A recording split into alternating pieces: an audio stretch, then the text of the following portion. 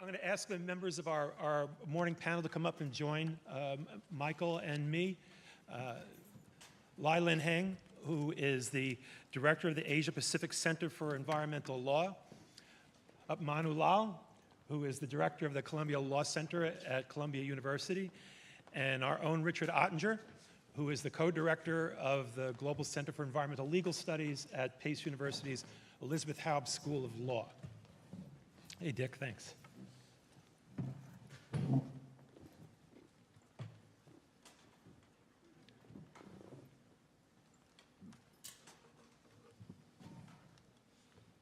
Good morning, panel. Good morning. Thanks for being here. Thanks for being here. Michael, great presentation. So, and you and I spoke earlier about this, but watching your slides, looking at Mexico City and then New York City and a few of the other slides, I'm reminded of the rhyme of the Ancient Mariner, water, water everywhere, and all the boards did shrink, water, water everywhere, no any drop to drink. And so my question to you is, what is the obstacle to resilience, especially with regard to water, in terms of public perception? So you live in a city like New York, or you're surrounded by water, you're flooded by water, but you've got to be careful of the water you drink. You're living in Mexico City and there are floods, but is there water in the tap? Is there a public perception problem, or like Coleridge's character, does it just drive everybody mad? Yeah, I think one of the things that we've seen has been how do cities use the crises that they face or that their neighbors face in order to drive change? And so we didn't pick a bunch of really fancy Northern European cities like Stockholm or Oslo or Copenhagen, in part because they were just doing it so well that there wasn't that catalyst to change. The cities that have been most successful in beginning to address their longer term issues is when they are able to pivot from a crisis. You know, it's the Rahm Emanuel, don't let a good crisis go to waste.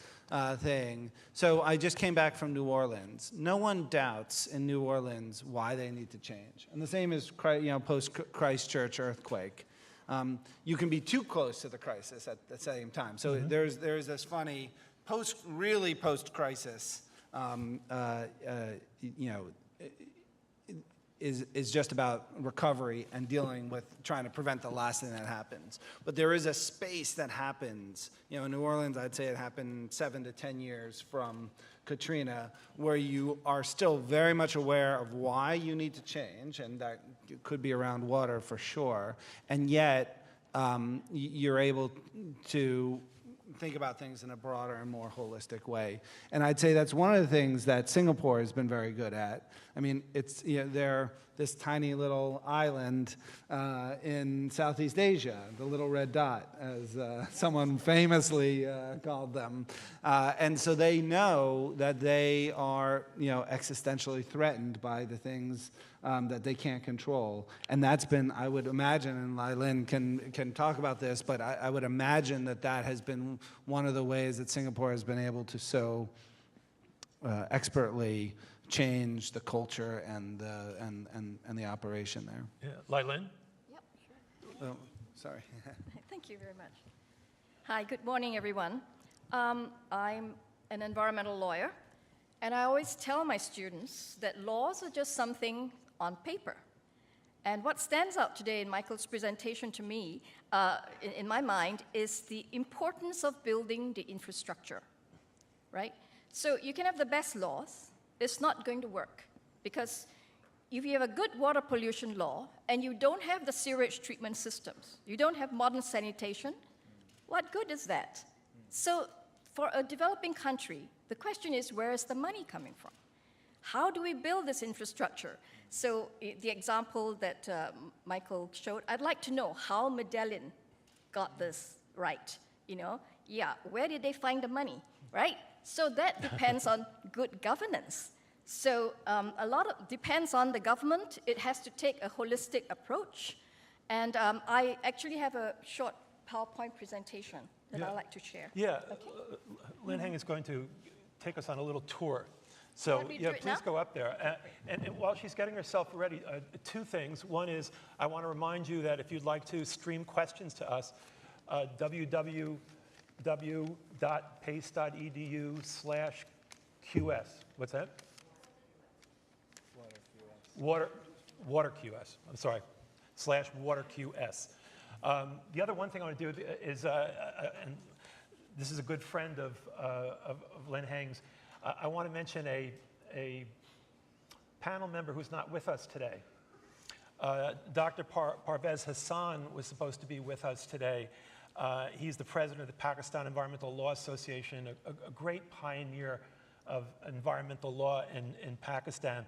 And he was part of the panel. He said he would be here, but he asked me to read his email. We discussed it before you came with each other, and he asked me to read his email about why he's not here today. I was pleased to confirm my participation in the conference, but the events in the U.S. in the last few days require that I revisit my decision. Although Pakistan is presently not one of the countries listed in the executive order, there's no certainty that it will not be arbitrarily included in the future. Even if it is not so included, I want to act in sympathy with my Muslim visitors who are denied entry into the United States. Best regards, and with all good wishes for the success of the conference. So I promised Dr. Hassani I would read that email. We were very disappointed, but he felt like in solidarity with his Muslim friends and brothers and sisters that he did not want to come to the United States. I'm sorry to say. Right. I'd like to start by first me, and also to mention why I'm linked with PACE. My linkages with PACE go back more than 20 years, because for over 20 years, I've been teaching, rather co-teaching, a course on comparative environmental law with Professor Nicholas Robinson, and we do this via video conferencing, linking our two universities together. And we also teach the same course in a different way at Yale University's School of Forestry and Environmental Studies. So I've got a long history and friendship with Pace University, and as was mentioned earlier, environmental law is, well, the leading law schools are not the places to do environmental law. Harvard and Yale. Pace is one of the top universities in America, and we look forward to our further collaboration with Pace. Okay? So I would like, therefore, to run through this very, very quickly. How many of you have been to Singapore? Oh, quite a few, but not so many. So this is modern Singapore. I'm going to do it very quickly, right? And now, we used to be the world's busiest seaport, and we have been recently overtaken by Shanghai. But, but this is where a lot of our money came from. And basically, it's a very small island, only 720 square kilometers, but we've got quite a big population, 5.5 million, which is like over 7,700 persons per square kilometer, okay? Now, I'd like to emphasize that, I don't know if there's a high here. You see, over 80% live in public housing, okay? And this is a very important factor, to have good housing, all right, in terms of good environmental management system, etc. And there's 92% home ownership, right? So I've been with the Housing and Development Board as a member of their Board of Governors. Now, this is old Singapore, and a lot of what Singapore is due to Lee Kuan Yew. He was mentioned earlier, right? Our first Prime Minister, he led the directions for the country, and he actually started by focusing on cleaning up the country. So there's a pun on the word fine. We are a fine city, lots of fines. Anti-littering, you all know about the anti-gum, right? Yes. Actually, you can chew gum. It's just that it has to be the right kind of gum, all right? And bubble gum is not allowed whatsoever, but you can have gum to clean your teeth. You have to buy it from the pharmacy, though. So here's a bus reminder in a bus, okay? You have to serve a corrective work order. So now these are the old pictures to show you how poor we were. Right, now here's the public water supply. 1960s. Now, Singapore joined Malaysia in 1963, and then we left. We had a divorce, 1965, right? This is how poor we were. There were many houses did not have a piped water supply. You just have to go to what we call a standpipe and just collect water, okay? So this is a standpipe. Women are collecting water to wash clothes. We had major problems with drought, and the big tank had to bring water to the villages. We had up to 1981, we still were not completely sewered, okay? But now we are 100%. So this guy is carrying human waste, all right? So you can see how the people were. This guy doesn't even have shoes. Look at the modern vehicles there, right? So there was disparity in the income. And this is how we used to eat. No proper sanitation. All that was changed, all right? Okay, now, the point is that we are a tropical city. We are a city-state with lots of water, okay? Much more than the global average, 2,400 millimeters of rainfall per year. And yet we were letting it go to waste, right? So, in fact, the UN classified Singapore as a water-scarce country. But we've changed all that, and now we have water from what we call the 4 taps. Now, the first tap is water that is purchased from Malaysia, okay? I call it Malaya then, because the British were the ones who first got us this water from Johor, which is a state closest to us in Malaysia. So now, then what we decided to do is to keep every drop of rain that we have and store it in reservoirs, okay? The British left us with 3 reservoirs. We've dammed our rivers and streams, and now we have 17, right? We also reuse our water, and we've got this system called New Water, and we also, where we treat water with special membranes and ozone, etc., and we also get water from desalination, right? Now, so this is the first part, which is you need to keep your water, your source of water. The second one is you need to reduce the demand. So there is water demand management, okay? How do we do it? We have to carefully price water. We have water taxes. We also educate the public. And of course, we resort also to technical solutions. So in Singapore, all the taps have a special fitting inside so that it doesn't gush out, all right? So it just comes out at a decent pace. And then there are some automatic taps. After it comes out for a while, it just stops. You have to wave your hand again for more water to come out, okay? We also control the capacity of our toilets, all right, so that there's not a lot of water inside, maximum 4.5 liters, okay? Then we have excellent land use planning, where we ensure that the water that goes into the drains, etc., that flow into the reservoirs, etc., are clean. So you need, of course, your environmental laws, water pollution laws, and at the same time, land use planning is important because you have to isolate your highly pollutive industries and ensure that they treat their water properly before discharge, right?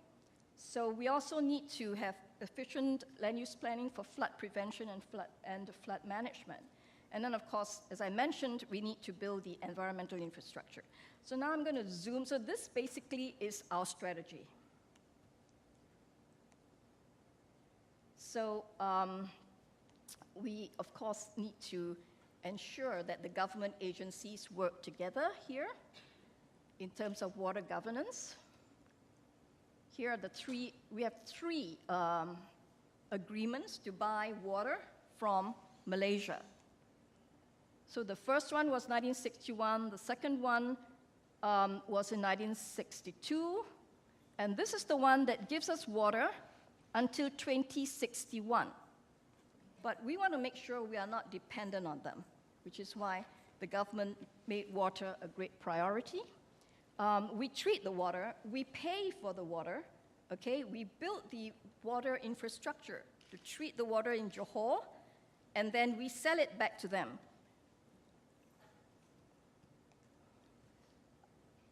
And this is yet another agreement, the third one, 1990, which again expires 99 years backdated. All right, the second one is capturing rainfall in our rivers. I've just mentioned this, okay? Cleaning up. Now, we had to clean up our rivers. When the British left us, the main river in Singapore, Singapore River, was so polluted, nothing could survive in it. I remember as a kid, I hated to pass that way because it stank, right? And you would see bloated carcasses of dogs and pigs floating down the river. Now, we cleaned it up, all right, at a considerable cost. And then, basically, this is a question of EMS, Environmental Management System. We had to relocate the industry and the residents. Now, I mentioned public housing. How did we manage to house 82% of our people? The first thing that I should say is, and this is quite shocking to Americans, we removed constitutional protection for property. The government had to acquire a lot of land, build this housing, build the infrastructure. So up to today, if you look at our constitution, we do not have constitutional protection for land, right? So what we have, in fact, we removed it. We had it when we were part of Malaysia. Then the government said, no, we can't afford to give market value compensation. Okay? And the government had some arguments as well, because the government said it's also not fair to the government, because often, or sometimes, the value for a piece of land is enhanced because of the infrastructure that the government has put in it, right? So anyway, what we have is we passed a Land Acquisition Act that said that the government can acquire your land and you will be compensated either at market value or the value of the land at the date of acquisition, whichever is lower. Now, this is really clever because every now and then we change that particular date, okay?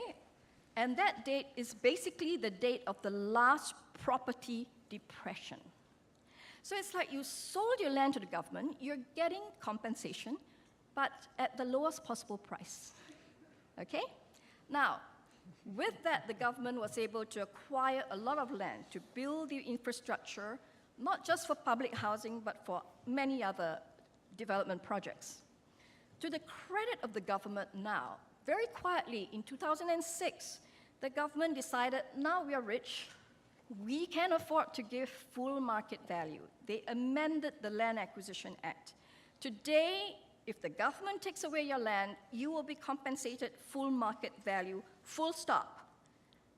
But we still haven't put in that constitutional protection for property, but we have it in practice. So it's an example of a government that hasn't gone to sleep. It has kept focusing on this, and now we have market value. Okay?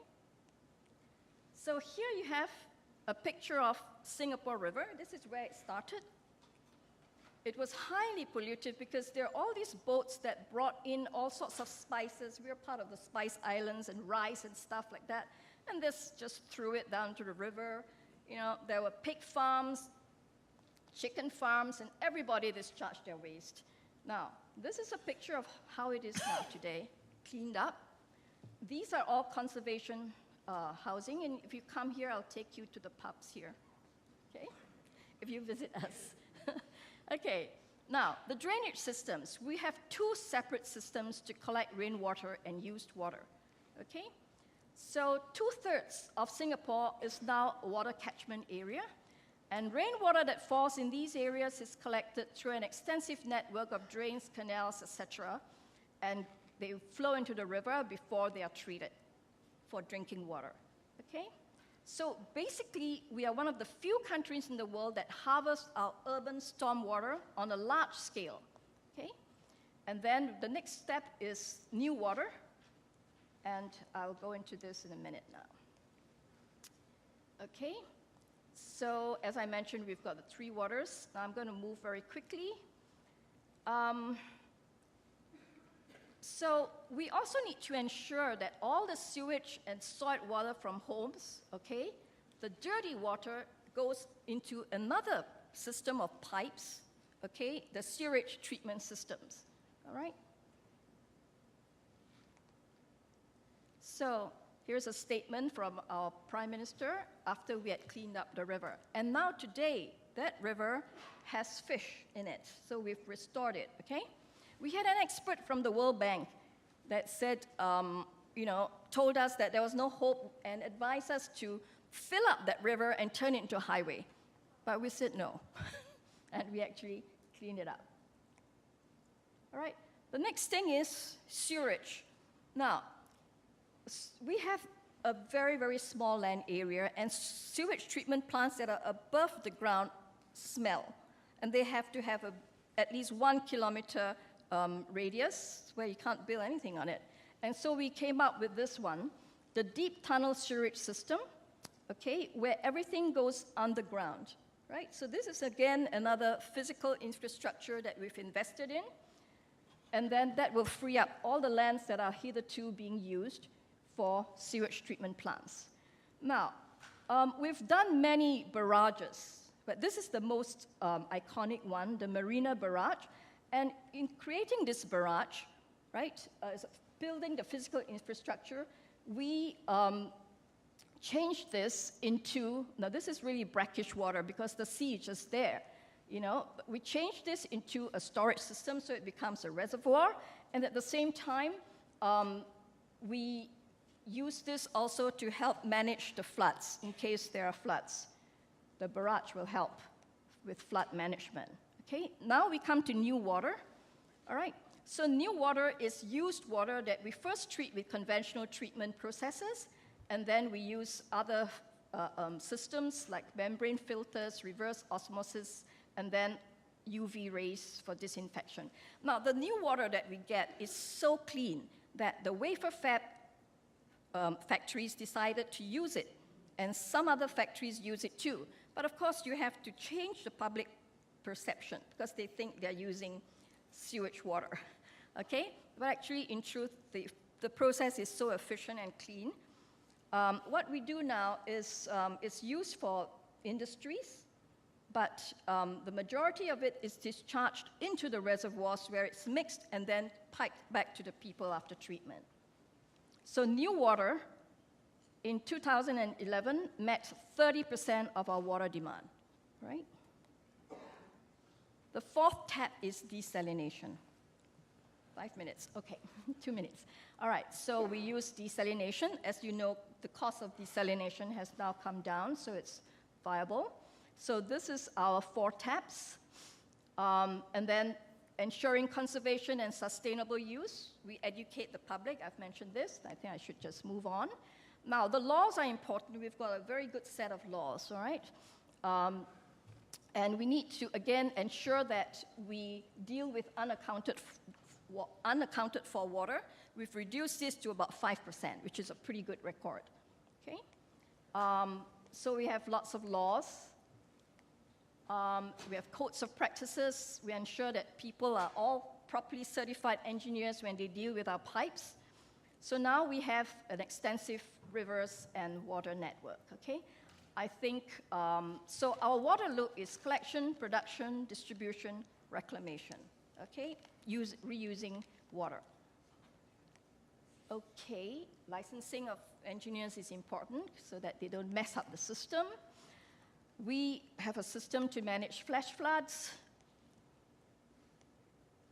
Okay, flood practicing and making continuous drainage. Okay, we've won many awards, that's been mentioned. And finally, the future. We want to increase new water capacity, expand our network of drains and canals, okay? And finally, I want to address this. This is, I think, a very good example of what we can do. This is an article by Professor Tommy Cole, Solving Asia's Water Woes by 2030, and he has basically 6 strategies. First, he said, it is about good governance and political will. It's not about money or technology, because you can get money etc., from the World Bank and other places, right? Now, I should mention that Cambodia, Phnom Penh, has a very successful system of water supply, and it's due to a director of their Phnom Penh Water Supply Authority, Ek Son Chan. You can Google him, okay, and what he has done. So basically, a good water policy can be the engine of economic growth and national prosperity, as Michael has mentioned. So you need to mold public attitude to water by getting the price right. Water should never be free, okay? You can help. People must pay for water, and you can help the poor to settle their, or help them with their water bills, but you have to price water, okay? Next, you need to promote efficiency in the use of water. The largest consumer is really agriculture. So you need to have, for example, drip irrigation that's more efficient. You need to invest in this. You also need to stop leakages and water theft, invest in your infrastructure and repairing of pipes, etc. Use new technology, enforce your water pollution laws. Wastewater should be recycled. This is my last slide, okay? Embrace integrated water resources management. And finally, for finance, as I mentioned, you've got various banks and institutions internationally to borrow money from, okay? And there are also private companies such as Lyonnais des Eaux, Thames Water, who make it their business, right? But for these companies to invest in a particular country, you have to make sure that country respects the rule of law. You can't do a Hugo Chavez. Thanks very much for building this. Now we're taking it over. No one will invest. So thank you. That's my presentation. Thank you.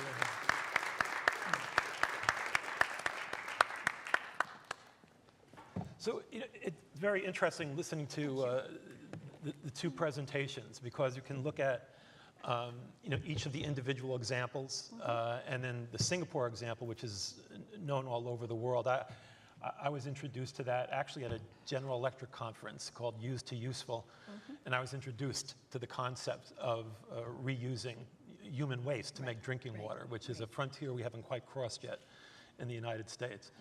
But what I'm reminded of listening to these presentations is that, on the one hand, water is a profoundly local issue. On the other hand, the challenges to meeting the human right to water are happening on multiple scales globally. And so, Dr. Lall, this is an issue that's of particular interest to you. How do we look at this on the global scale, understanding at the same time that for many of these cases, it's almost a profoundly local solution where you've got to take control, in addition to with your resources across the borders, of course, sometimes. So first of all, I would like to thank both Michael and Leland for excellent presentations and insights. I think the points they made that you're reinforcing with the idea that the action happens at the city or local scale is a good one. However, what that misses is the larger picture associated with water to some extent. And perhaps the easiest way to start talking about that comes from looking at climate and what climate actually translates into something like this. In the United States, we've been doing work on trying to understand what is the nature of flood and drought across the country over the last 500 years, not over the last 100 years, and not necessarily with climate change projections into the future, which are uncertain. So what we find is that at the continental scale, nearly the entire United States experienced droughts that lasted 50 and 38 years respectively in the 1500s.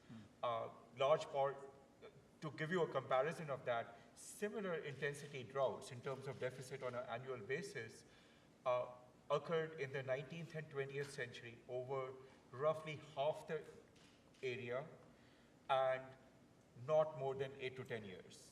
Okay, so the California drought of the last few years looks pretty severe, and it really shook up California to think about what they should do, but it's actually nothing in comparison to what we can experience. So from a resilience point of view, the question is, you could have cities such as New York that could do an excellent job of figuring out how to improve function over roughly normal situations. But when faced with a drought of that sort, what's the challenge? And I'll reframe that in a second in the following way. Another thing we've been doing is trying to think about how does, in the future, the United States approach water? Because we've gone from a generation where engineering solutions at the large scale, large dams and so on were brought up, to small is beautiful, and let's remove the dams. So actually today we have 88,000 dams in the United States, of which only 1,800 are owned by the federal government. The rest are private and state. 15,800 of these dams are listed as high hazard. Fascinating, right? Because you first think they must not know what high hazard means. Otherwise, why are we having so many of these? But it turns out they are high hazard dams. They could fail. They're beyond their design life. We are not doing anything about that. We are not home on that story, right? Similarly, on the drinking water side, it turns out that there's a logarithmic scale here that we can talk about. So what that means is that if I have a city of 20 million people, we have 1 or 2 such cities. If we go down to 1 million people, we'll have 10 times that many cities, and so forth, right? So in the United States and in the other parts of the world, the size of the city often correlates with the economic performance of that city as well. So as you go down the scale, what we find in the United States is we are totally failing in terms of drinking water supply, in terms of, if we think about the number of violations the EPA gives out for drinking water systems, that's been going up, but more importantly, the fines are no longer getting enforced and things are sort of in stasis. So that's kind of the challenge we look at in the United States as an overall scale. So now let's come back to the drought story that I was pitching. One of the things we looked at across the United States was how many of the cities in the United States, looking at the actual roof areas available, could actually make it using rainwater harvesting, plus a certain amount of water reuse with treatment at the point of use using emerging modern technologies. So this is small as beautiful, but applied in the same democratic way as solar panels are coming up. So it turns out that New York would make it. Okay? Arizona, Phoenix will not make it, on that basis, which is not surprising, actually, right? But the reaction we get is, well, we are very well endowed with water in New York. Why do we want to do this? Well, the answer is similar to what we got for Singapore. It's exactly that answer, in fact, because we have combined sewer overflow issues that are brought up.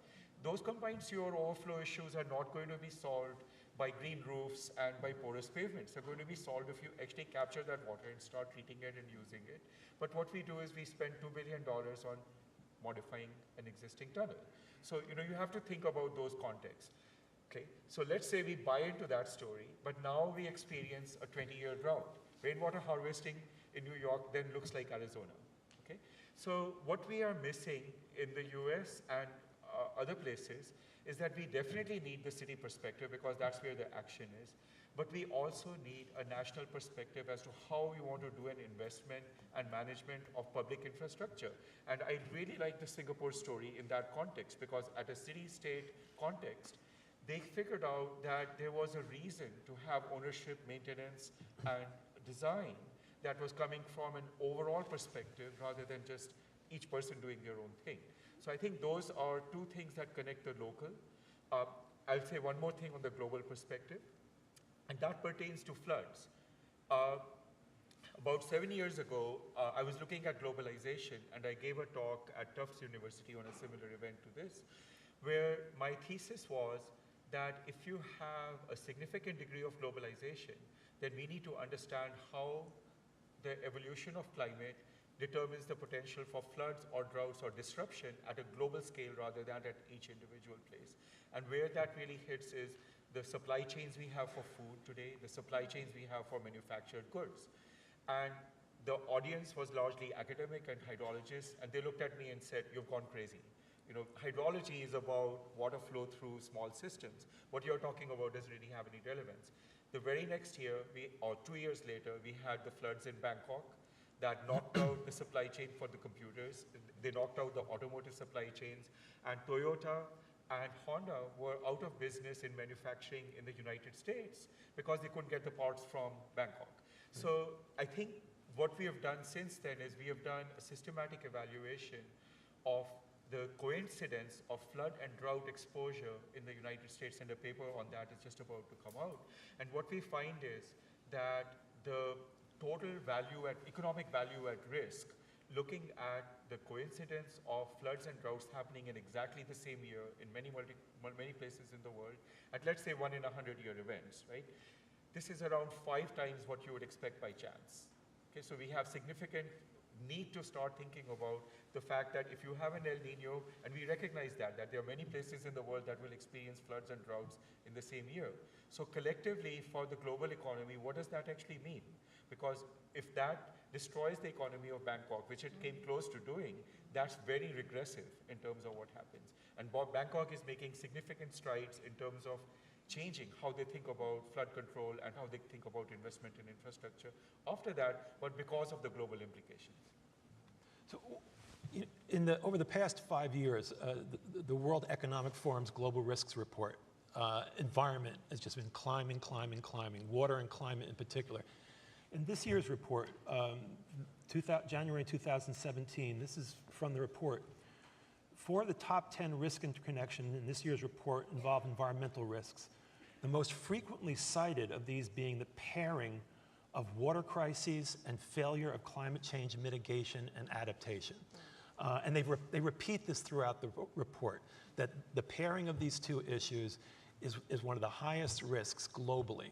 Now, Dick and everybody, we have a global consciousness about climate. We don't have a global consciousness about the threat to water. Part of the irony of this is that when we talk about climate, we talk a lot about predicting the tragedies are down the road, but the tragedies of water have been with us for decades already. And how do we create that global consciousness, not just global solutions, but the global consciousness that we need so that people are going to support the solutions, invest in the solutions, companies are going to respond with innovations. Clearly, climate and water are just, it can't be pulled apart anymore.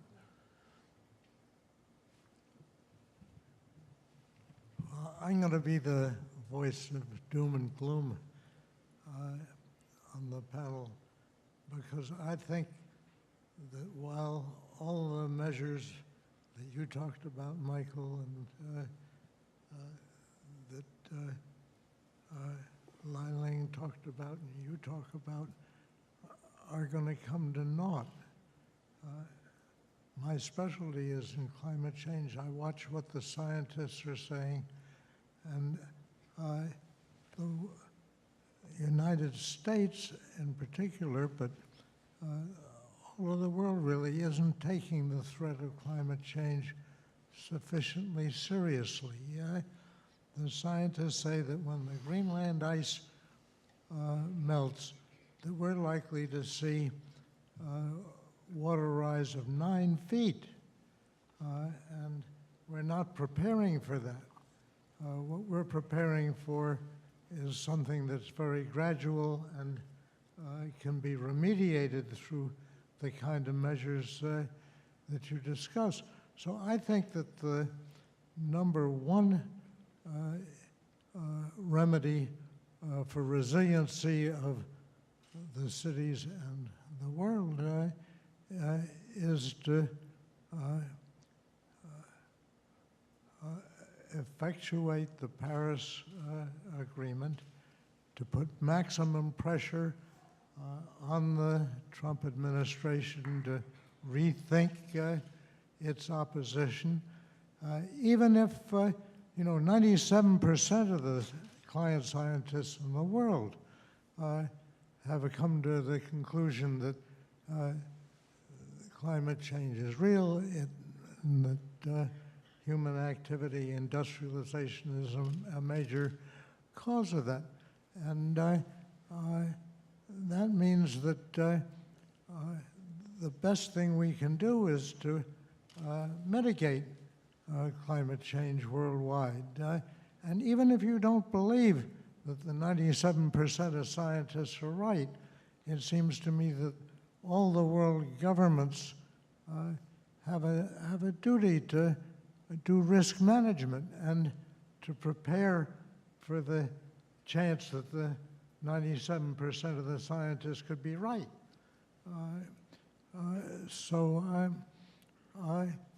Then I think the preparations we make ought to be much more drastic than those that have been discussed. I think we've got to move back from the seafront to the extent that it's possible to do so, and to elevate our building. The Singapore program calls for that, I saw in some of the industries.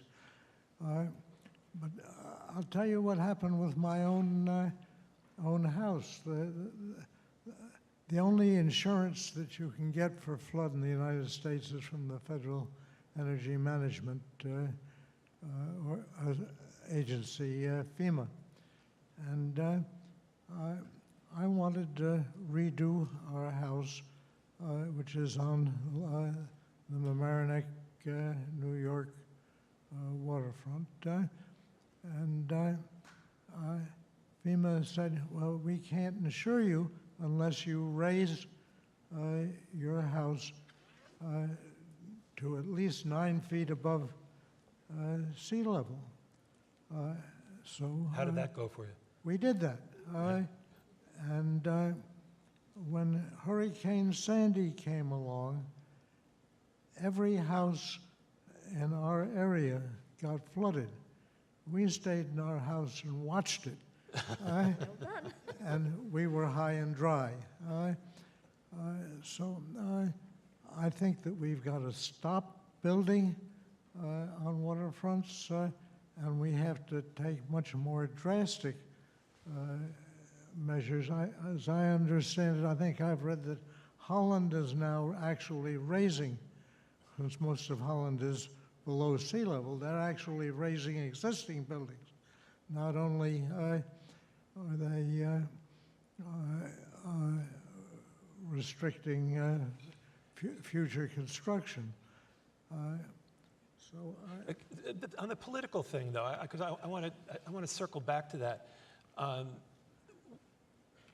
Do we have an uncrossable gap between ideology and not even just reason, but what a big part, looking at the United States, of the established part of our economy has decided, and even our government, the National Intelligence Council, the Department of Defense, have both cited water and climate as major, not just national security issues, but international security issues.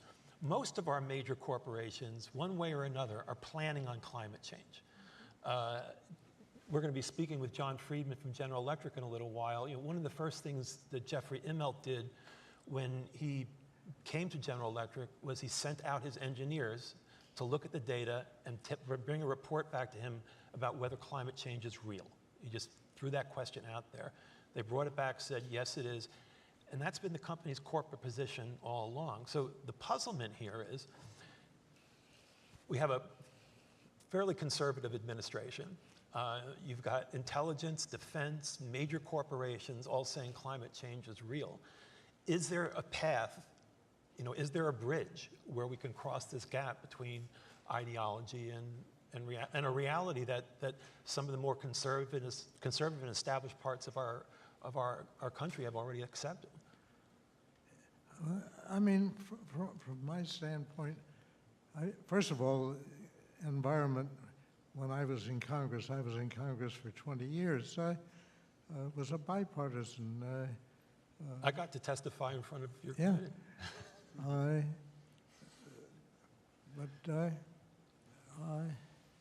I think one of the encouraging things is what you point out, that the corporate world is in fact taking action. And there's a whole, when we went to Paris, there were, I think,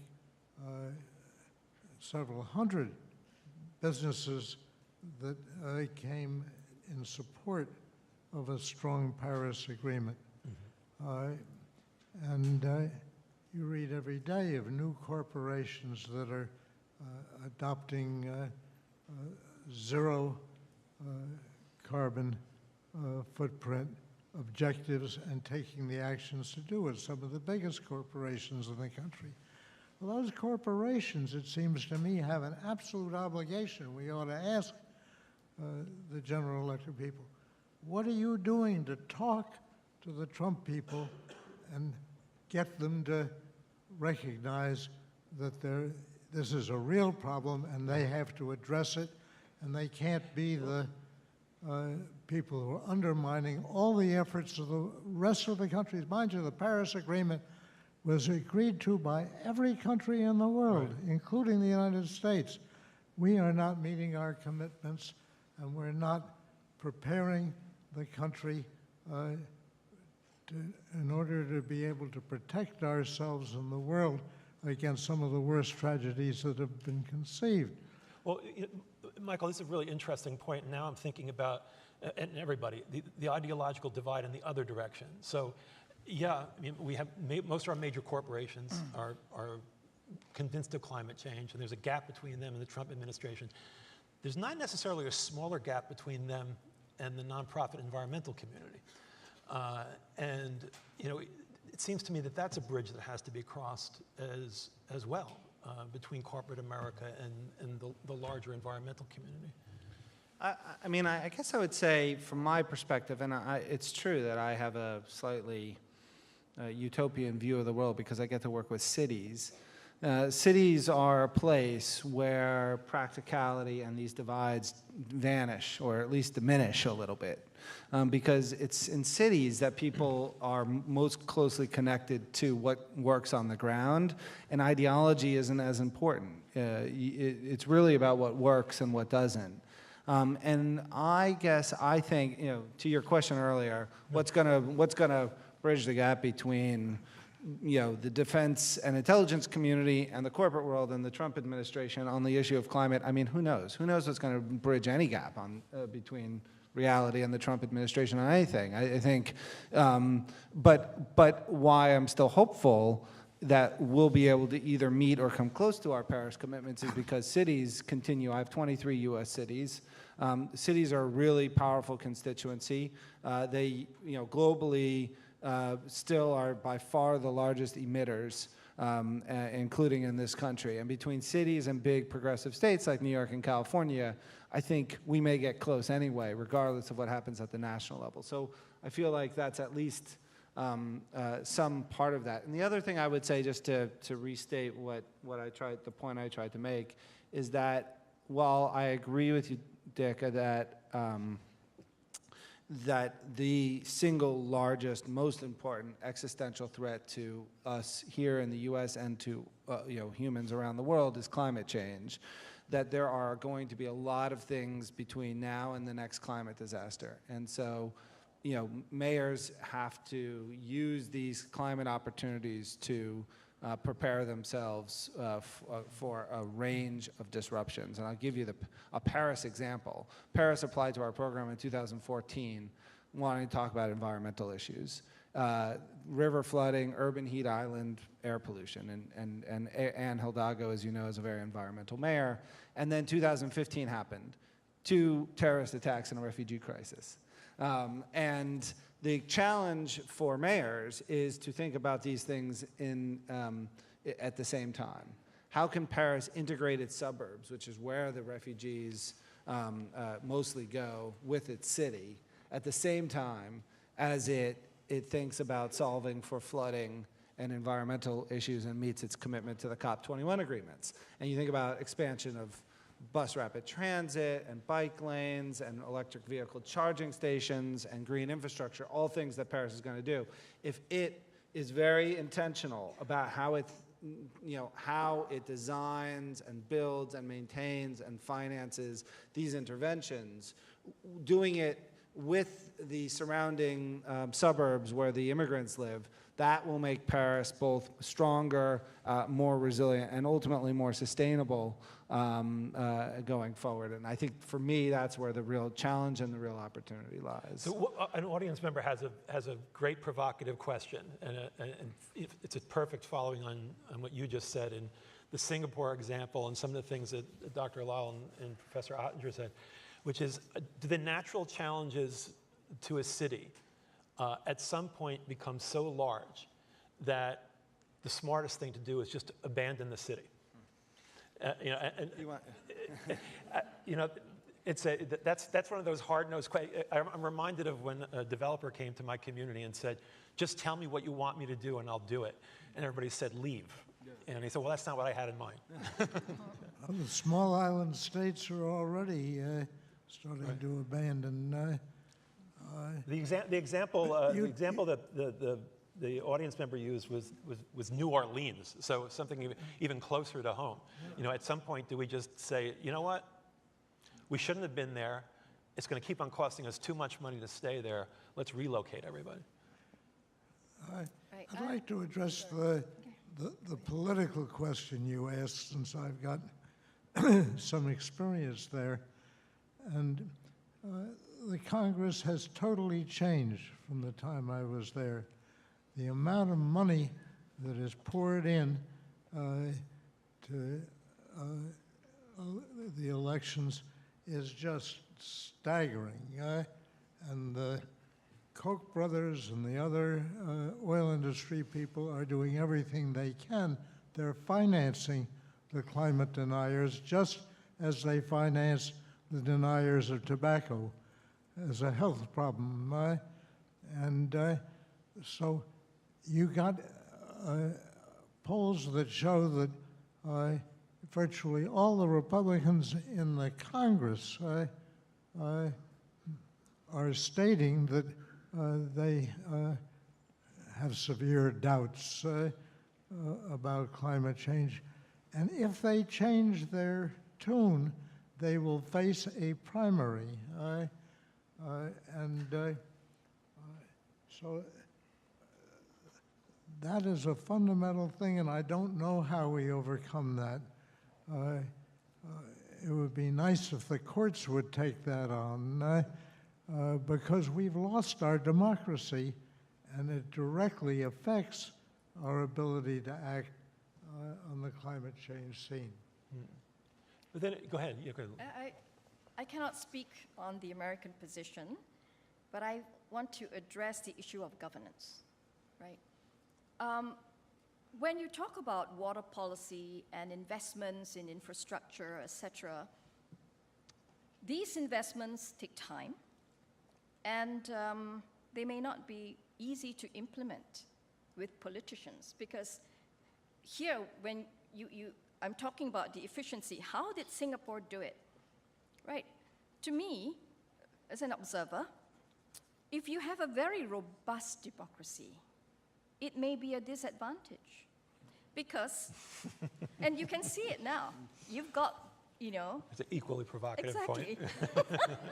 I'm glad You the see? Singaporean made that point. And I didn't have to. Yeah. Michael You know, whispered it to me. because if, you know, in my classes, I always compare China with India, Singapore with the Philippines. When you have a top-down government, Singapore, China, if it's on the right track, you can get a lot of good stuff done. If you have a very robust democracy, politicians want to be re-elected, investments in infrastructure, whatever they might be, takes sacrifice, takes time. They won't get re-elected, so nothing gets done. You see? So we have to address this. And then how do we address this? We need to get the people on our side so that they understand that present sacrifices have to be made for the good of the future. And don't vote in those guys. Right. So Louisiana's got a great political history of top-down government, though we don't have the Huey Longs anymore. Yeah. But would we ever kick out New Orleans? Yeah, I mean, let me just I think the question, and Dick Ottinger brought it up, and this question refers to it. It's this idea of the, managed retreat. What does that look like? How do we do it? I spent the last 2 days in New Orleans. In fact, yesterday I spent a good part of yesterday in a seaplane above the the wetlands outside New Orleans. They're losing a football field size of wetland because of the brackish water, the salinated water that's gotten into freshwater areas because of the drilling and dredging over years. they're losing a football field worth of wetlands every hour. And there are ways to try to restore some of that through capturing the fine silt on the river and piping it back into the wetlands. But it's not an easy thing, and it won't be able to completely reverse what's already happened. And so what you're seeing, forget about the city of New Orleans for a second, but in the region, there are going to be human choices about which communities survive and which do not. And so one of the things that we're talking about at the foundation, it's not my exact area, but is that New Orleans is here at a place that, you know, to your point about 9 feet of sea level rise or whatever that is, that communities around the world are going to face over the next 20 to 30 years. And what could we do to learn from Louisiana, the Louisiana coast, about the decision makings, about community engagement, about the political process that informs how we do this in a smarter, better way? New Orleans is just 20 or 30 years ahead of the curve. And so I think it will be very interesting to see what happens there. The issue of retreat is a very, very difficult one. You know, we've built back in Breezy Point and the South Shore of Staten Island and all kinds of other places because it's just, in the aftermath of a disaster, people don't want to let nature win or something. You know, it's we want to go back.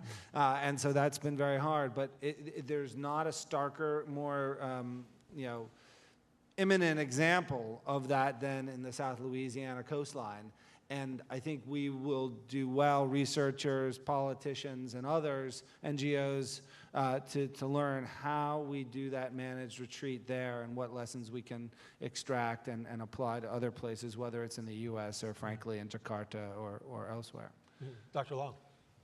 So I wanted to go back to John's question and Dick's response to it as well. Global water, why not?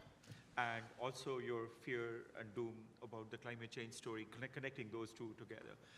First, on the global water, I think actually the problem is the opposite. We have way too many people talking about water globally. They do not have a consistent voice. It's all very fragmented conversation with local flavors. That's the problem. But on the climate change one, I wanted to throw out a couple of anecdotes that might make you feel a little bit happier about life. You know, just a tiny bit. Yeah, go for it. I mean, so could we extend this session? Yeah. Keep in mind, I have students that I need to enroll in my courses. You know, so thanks, Dick, by the way. Mexico and India have a similar policy or process for how they do electricity generation, which is that they auction capacity out into the future, 2025, 2030. And contractors who will generate that electricity bid on how much they're going to offer for, you know, what they are willing to generate that for. So the lowest bid wins, right? So Mexico, following the Paris agreements, decided to have an auction for 2025 in October. And I was there in November and I met these guys and they're saying, you know, we feel pretty foolish about what happened. I was going, what happened? And what happened was the following. They decided to auction 75% of the capacity for regular fossil fuel-based generation, 25% following Paris on renewables. The bids they got for the renewables were $35 a megawatt hour. The bids they got for fossil were $70 a megawatt hour. And they're wondering, why did they cap it at 25? Auction in India, same result, you know. So what I'm getting at is that on the electricity generation side from renewables specifically, the rate at which the economics is moving is actually much better than was anticipated 10 years ago. And so and there's a threshold effect here. And the threshold effect is because of the global conversation on climate change. Companies, which is what you were asking about, have actually been paying attention to some extent. And let's thank China for really making the move on some of these things, that the price has now come down to a point where even if President Trump wants to signal that he would like to mine coal, it's going to be economically very difficult for that game to play out. You know? So I think the main point I have is the threshold dynamics of this is perhaps such that might make you feel a little better. I'm seeing that. Okay? I do a lot of work with Abu Dhabi. Yeah, speak into the microphone, click closer. Yeah. Abu Dhabi is the number 3 oil-producing country in the world, and it decided that it wanted to diversify, seeing the trends that were coming. So they outbid Germany, which was the leader in renewable energy, to establish the International Renewable Energy Agency. And they're doing a fabulous job of promoting renewable energy in the African countries in particular, but they also work in India and Pakistan.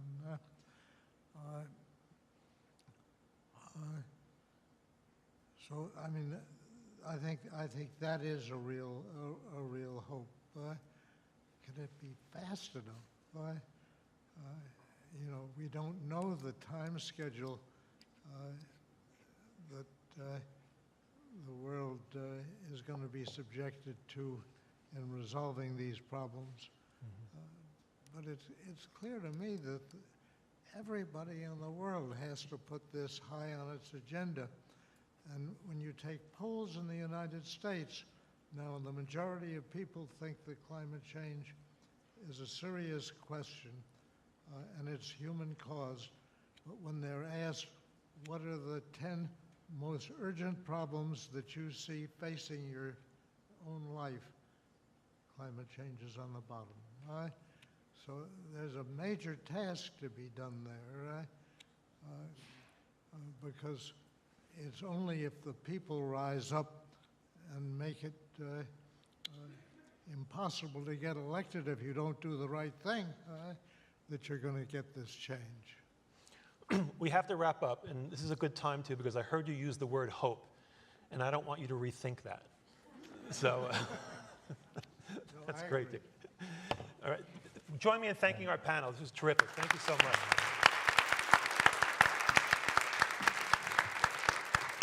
There were several more questions on the from